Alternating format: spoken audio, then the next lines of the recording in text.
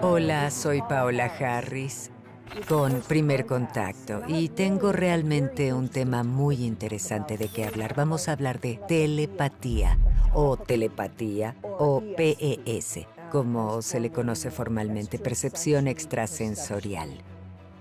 Y la gente puede preguntarse por qué estás hablando de esto en un programa de ovnis. Bueno, por muchas razones. Una de las razones es que las personas que han sido contactadas han tenido percepción extrasensorial o se han comunicado telepáticamente con extraterrestres. Así que hay muchas historias sobre estos contactados que han hablado con extraterrestres, pero hay que verlo lógicamente.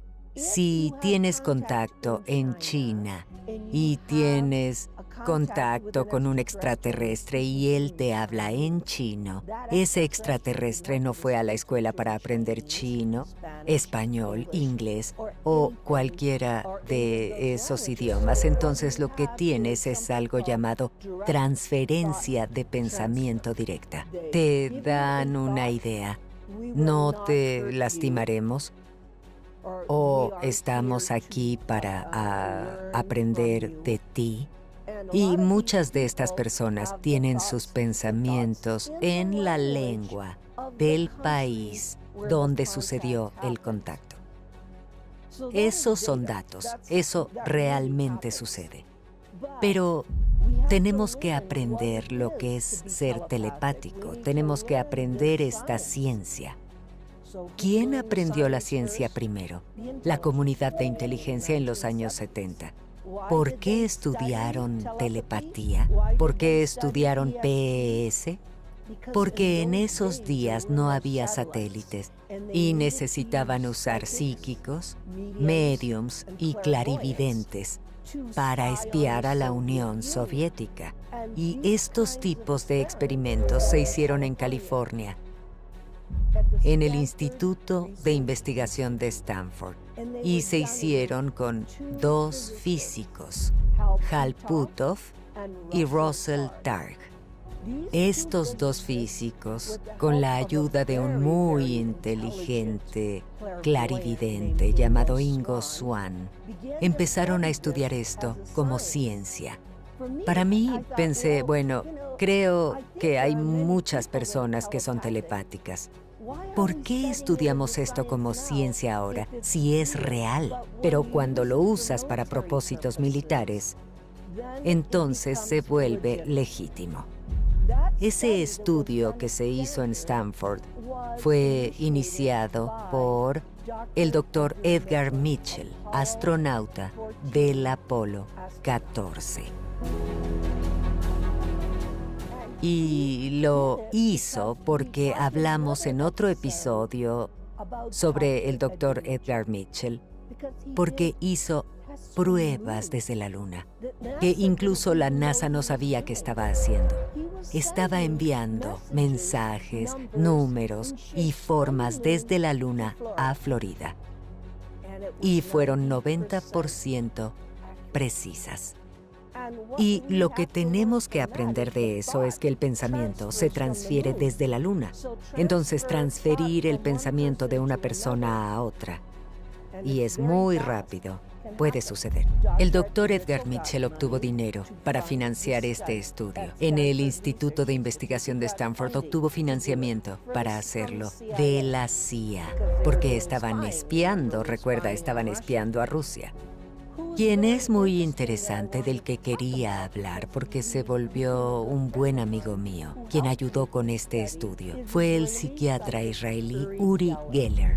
Cuando tuvimos un representante de la CIA llamado Andrea Poharic, él trabajaba con psíquicos y fenómenos psíquicos. Él trajo a Uri Geller de Israel a Stanford, en California, y tuvieron que ponerlo a prueba. ¿Y cuáles eran los poderes de Uri? Uri podía leer tu mente. Él te pedía dibujar algo o pensar en algo, y lo que pasaba es que él dibujaba lo mismo. Ahora, ¿cómo lo sé? Porque lo hizo conmigo en Italia. Él me pidió que pensara en algo y pensé en una flor en mi mente y tomó un lápiz y dibujó la flor. El mismo tamaño que la flor que dibujé en un pedazo de papel. El mismo tamaño, lo mismo. Y luego él diría, piensa en un color. Y luego él diría verde o lo que sea que pensé. Él era tan preciso que cuando fue estudiado en Stanford, la gente le prestó atención. Este es un dibujo que yo no sé qué hay aquí. Lo hizo uno de nuestros asistentes de producción. Y ha sido sellado así, y no sé qué hay allí. Y Uri no lo ha visto hasta este momento. Pero lo que hago es que visualizo una pantalla en mi mente. Es como una pantalla de televisión. Dentro de ella, el dibujo tiene que llegar, tiene que aparecer. Tengo dos cosas. La primera es un triángulo muy simple y después el triángulo cambia hacia algo bajo el triángulo. Podría ser un bote, un barco, porque de hecho esta es mi suposición. Esto choca un poco. Muy bien, veo que te reíste también. Él tenía poderes extraordinarios. Era capaz de apagar el radar. Era capaz de mover objetos. De hecho, cuando estaba con él, tomó semillas en su mano, cerró su mano y cuando la abrió había pequeñas hojas en las semillas. Él era extraordinario y dices, bueno, Uri Geller es famoso. Él hacía estas cosas. ¿Cómo obtuvo esos poderes? Cuando Uri Geller tenía 9 años, cuando era un niño pequeño, estaba en un jardín en Israel y vio a un ser que proyectó una luz entre su cabello y su frente, justo a su tercer ojo. Y desde ese punto en adelante, siendo un niño, movía su comida, su sopa, y la cuchara se calentaba. O estaba en la escuela y podía controlar el reloj en la pared y mover las manecillas del reloj.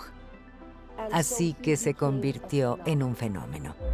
Él ha doblado muchas cucharas para mí. Incluso lo he visto unir dos y dijo, mira, Paola, y ambas se doblarían.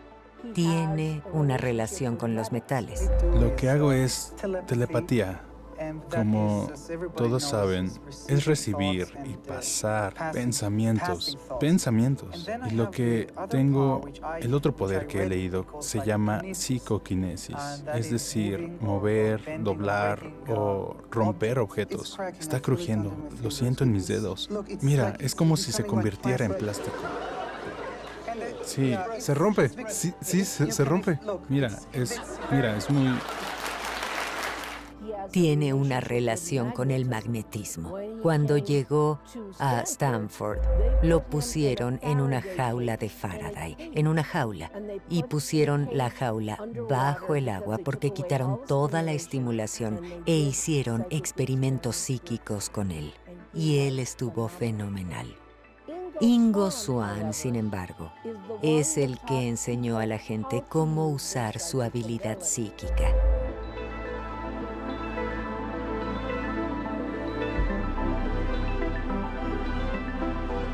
Y hay una foto de mí con él porque quería conocerlo, porque estaba involucrado en la situación extraterrestre. Ingo Swann desarrolló un tipo de estudio en el que la gente recibía un sobre con números en él. Así que no sabes, no estás leyendo la mente de la persona. Y les preguntaban, ¿qué ven? Y el sobre usualmente tenía coordenadas o una ubicación que la gente diría, veo líneas onduladas, veo agua, veo una piedra. Así que en Stanford, con la ayuda de este procedimiento, con solo números, la gente estaba aprendiendo cómo usar la telepatía. Y estaban aprendiendo cómo poner su conciencia en otro lugar. Y con este tipo de aprendizaje, y fue muy interesante porque todos podían hacerlo. Estaban entrenando a la gente para hacerlo. Estoy muy emocionada de que podamos incluir las cintas de telepatía, los estudios de 2025 en este episodio, de los que mi amigo David hablará a detalle, porque se convierte en ciencia y cuando se convierte en ciencia se vuelve legítimo. La discusión de la telepatía es muy importante porque desde los tiempos antiguos, los reyes, el Imperio Romano, los griegos, todos tenían a sus psíquicos. Los griegos tenían el oráculo, los romanos tenían los sabías y cada civilización tenía su propia gente telepática. Así que el valor de la telepatía es muy importante porque te da información. Es otro modo de tener información. Para poder estudiar la telepatía, tenemos que mirar al Instituto Monroe. El Instituto Monroe tiene clases en telepatía. Tienen gente que predice los futuros, predicen todo tipo de avances. Y tenemos a varios psíquicos que he entrevistado en mis libros sobre el uso de la telepatía. Vamos hasta 2025, hasta hoy, donde todavía estamos estudiando esto. Pero lo estamos haciendo con niños. Lo estamos haciendo con niños autistas, porque la mayor historia en la ufología es la telepatía. La telepatía es un estudio que se está haciendo ahora con niños que no hablan, pero que viven en este mundo de la conciencia y pueden comunicarse con sus padres y otros niños, comunicarse sin palabras.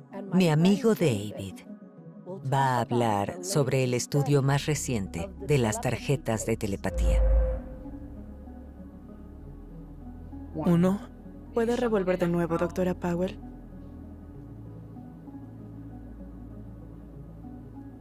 Más 2. Las tarjetas de telepatía fueron creadas por un increíble cineasta premiado llamado Guy Dickens. Guy te lleva en un viaje personal a un mundo observado de comunicación telepática con niños autistas no verbales.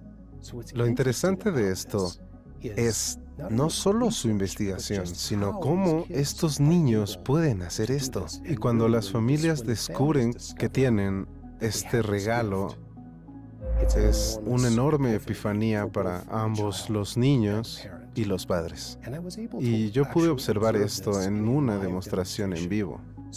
Entonces, lo que estos niños pueden hacer es leer las mentes de sus padres. Así que pueden ver a través de los ojos de sus padres lo que están viendo y pueden ver sus pensamientos.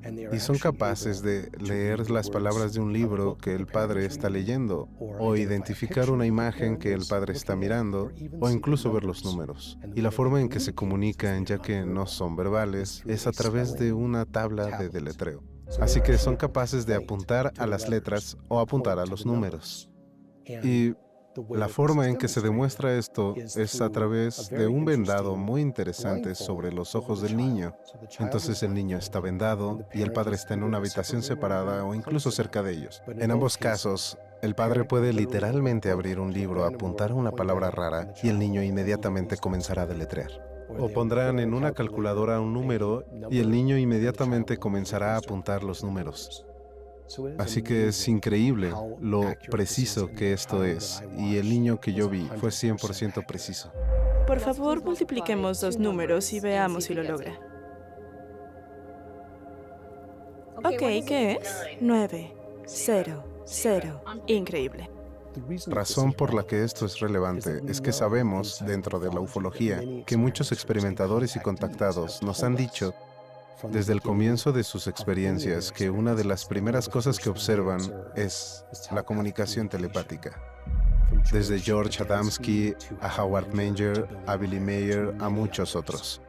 Así que es muy probable que estos niños autistas no verbales, puedan ser la clave para que aprendamos más sobre nuestra propia conciencia y nuestra propia evolución humana.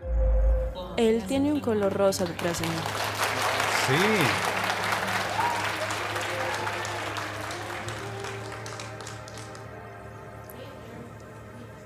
luna tiene un color verde. ¿Verde, amarillo? ¿Verde? Sí, increíble. En otras palabras, todos estos datos llevan al hecho de que vivimos en un universo consciente. Imagínense, por ejemplo, que vivimos en un universo de agua. Y en el agua, todas estas cosas se unen para poder conectarnos. Todo es una conexión de conciencia. Y hablar de telepatía es una conexión. Es una conexión que los extraterrestres usan, es una conexión que los seres humanos usan, que padres con hijos, madres con hijos usan. Es una conciencia. Pero luego dicen, ¿qué tiene esto que ver con la ufología? Todo. Porque hemos aprendido, a través de los datos que hemos recopilado, que el extraterrestre, el que está en la nave, es uno con la nave y la nave está viva. Así que hemos aprendido que no necesitan usar lo que usamos, el volante y todas estas cosas dentro de la cabina de un avión. Solo necesitan usar su mente y la mente está conectada con la nave. Así que pueden estar en algún lugar en un minuto usando su mente. Tenemos naves estrelladas donde no encontramos nada dentro. Y nos preguntamos cómo dirigen la nave espacial. Y está conectado con la conciencia, con el pensamiento, el poder del pensamiento. El poder, lo piensas y está ahí. Muchos contactados hacen eso cuando hacen los protocolos de contacto que llamamos CE5. Se reúnen en círculo, meditan y envían su conciencia o su pensamiento hacia el universo e invitan al contacto. Eso se hace con su pensamiento en la conciencia y quien sea que esté ahí usualmente ve una nave espacial en minutos. Quien hace eso es el Dr. Stephen Greer con sus protocolos C5 y eso implica la meditación, silenciar la mente, establecer la intención. Cuando hago mis secciones sobre los contactados latinoamericanos, lo que es lo más interesante de todo, porque todavía lo están haciendo, es esta manera en que generan contacto, enviando su pensamiento, su conciencia hacia el universo y personas como Ricardo González, de quien hablaré más adelante, tomarán la escritura automática y obtendrán el momento exacto de la nave apareciendo allí. Bueno, eso no se puede hacer con un teléfono, no se puede hacer con un celular, no se puede hacer de otra manera, sino con tu mente, con tu conciencia. Y todo esto es parte de la telepatía. Y nuestra conciencia es mucho más importante que nuestro ser físico, porque nuestra conciencia, como la conciencia de un extraterrestre, es lo único que tenemos en común. Ese ser está vivo, ese ser es consciente, tú eres consciente, puedes comunicarte. Estamos tomando un camino largo para estudiar esto, porque para que sea algo legítimo, tiene que ser científico. Así que la ciencia está estudiándolo y está bien. Nadie está diciendo que es inusual. Y llamar a lo paranormal, le decimos paranormal a lo paranormal, entonces se convertirá en algo normal. Y es la parte más interesante del estudio de la ufología.